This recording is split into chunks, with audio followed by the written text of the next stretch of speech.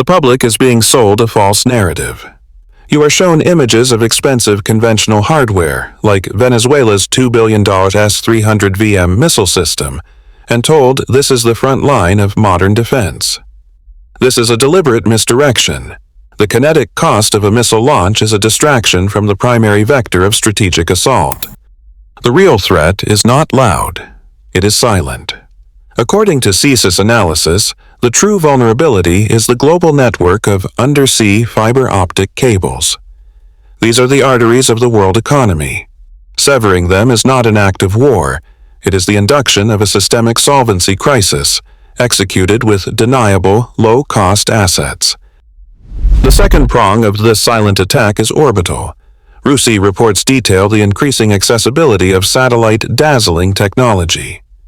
The objective is not to create debris via kinetic kill, but to blind reconnaissance and communication satellites with ground-based lasers, inducing a temporary but total information blackout at a pivotal moment. This two-pronged assault on connectivity creates the blind Leviathan. A nation-state with immense expensive military power, its aircraft carriers, its missile shields, is rendered deaf and blind. Its command and control apparatus is severed. Its assets are transformed from instruments of power into stranded liabilities. This isn't warfare. It is a mathematical equation designed to corner a powerful entity by removing its senses, forcing it toward its only remaining asymmetric leverage. A modern kinetic war is not a military event. It is a solvency crisis. Every hypersonic missile fired, every tank lost, is a direct withdrawal from a nation's sovereign balance sheet. CSIS analysis confirms that for a state like Russia, a protracted, unpopular war becomes a terminal domestic liability. The treasury bleeds, public consent evaporates, and the regime's survival is no longer a question of military victory, but of economic endurance. This is where the military-economic equation inverts. A state's most expensive conventional assets become its greatest liabilities. Consider Venezuela's $2 billion investment in the Russian S-300VM missile system. On paper, it is a formidable defense. In reality, it is a multi-billion-dollar fixed target, a catastrophic kinetic cost waiting to be written off the books by a swarm of low-cost drones. Weakness forces a pivot to asymmetry. When your $2 billion shield is rendered obsolete by a $2 million threat, as the transformation of warfare by drones and AI dictates, you don't double down on the failing system. You abandon it. This isn't a strategic choice. It is a mathematical certainty dictated by a solvency crisis. You are forced to find a new, cheaper, and more effective form of leverage. This pivot has a terminal destination. When a state is cornered, militarily outmatched, economically insolvent, and facing overwhelming but deniable pressure, its last remaining asset is its most extreme threat. The logical endpoint is to escalate leverage asymmetrically. A launch-on-warning protocol is no longer about incoming missiles. It's about impending national bankruptcy. Survival now depends not on winning the conventional fight, but on making the cost of your extinction unacceptably high for the aggressor. The central mechanism is a radical inversion of kinetic cost. The Royal United Services Institute, RUSI, has modeled this asymmetry with stark clarity. A state invests $5 million in a main battle tank, a legacy asset representing decades of industrial development. That asset is now systemically vulnerable to a $500 commercial drone operated by a single adversary. The math is non-negotiable. This is not a balanced fight. It is an economic execution. Analysts refer to this as the democratization of violence. The term signifies the collapse of a nation-state's monopoly on decisive, kinetic force. Previously, fielding a division of tanks or an air force required a national-level economy. Today, near-peer destructive capability can be purchased off the shelf, rendering the industrial-age barrier to entry obsolete. This places immense deniable leverage into the hands of non-state actors and weaker states. This economic calculus transforms high-value platforms into terminal liabilities. The $2 billion S-300VM air defense system, for example, is no longer a shield. It is a high-cost static target. For an adversary, the objective is not to defeat the S-300 in a conventional duel, but to force a solvency crisis by liquidating the multi-billion-dollar asset with a volley of low-cost munitions. The system's expense becomes its own vector of attack. While legacy media focuses on border skirmishes, the true vectors of systemic risk are being staged in nations considered stable. Intelligence warnings regarding internal instability in countries like Canada or South Africa are not the core threat. They are symptoms. These regions are being converted into gray zones, proxy laboratories for a new model of warfare. The blueprint was battlefield tested in Venezuela. According to defense reporting, Caracas invested approximately $2 billion in the Russian S-300VM air defense system. On paper, it is a formidable kinetic asset, designed to deter conventional air power. In reality, it became a financial anchor, a terminal liability. The equation was broken by a shift in technology. As documented by military analysts, the proliferation of low-cost AI-guided drones fundamentally transforms modern warfare.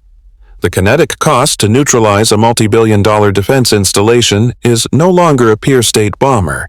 It's a swarm of autonomous drones that costs less than a single missile. This creates a solvency crisis for the target nation's security architecture. The defender must spend millions to counter a threat that costs thousands. This isn't a military battle. It's an economic attrition strategy executed with kinetic tools. The state's balance sheet is the real target.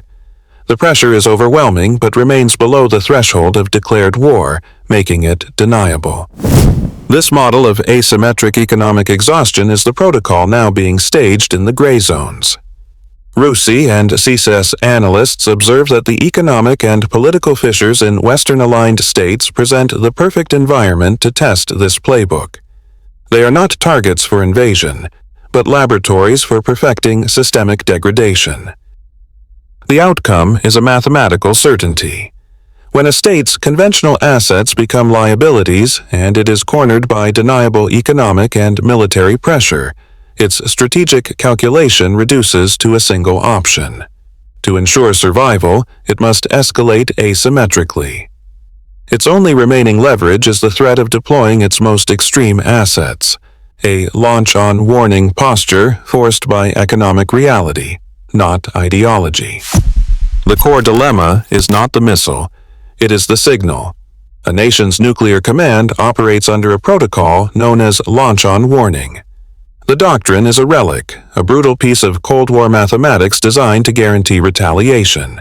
The instant early warning radar detects an incoming ballistic missile launch. The protocol authorizes a counter-launch. You do not wait for impact.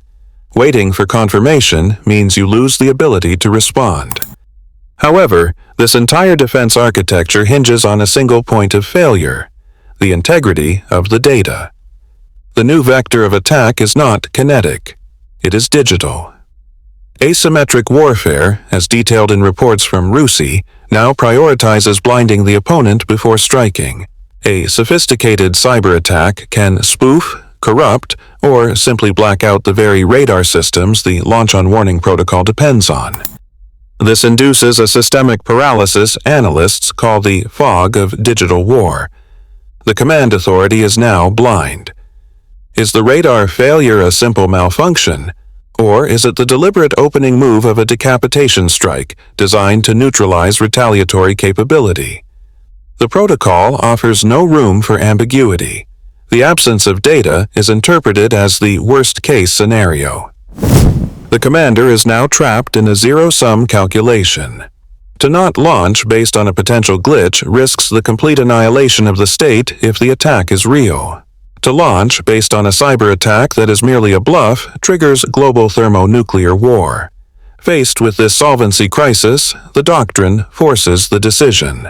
The mathematical certainty, according to CSIS threat models, is that a commander must assume the attack is real. In the fog of digital war, fear becomes the trigger. The military economic equation has inverted. An asset like Venezuela's $2 billion S-300 VM missile system is not a shield. It is a terminal liability. CSIS analysis confirms that low-cost AI-driven drones transform such legacy defenses from fortress to bullseye. This is not a mistake. It's a mathematical certainty. A state cornered by overwhelming pressure, its conventional leverage nullified, is forced into a new survival protocol. The objective is not victory, but the restoration of leverage. This requires a calibration shot, a disruptive event severe enough to signal capability, but ambiguous enough to ensure plausible deniability. Within the next 12 months, anticipate a systemic disruption targeting a core U.S. financial data hub. It will manifest as a cascading, multi-hour settlement blackout, blamed on a routine system failure. The Bank Policy Institute will analyze the fallout for a year.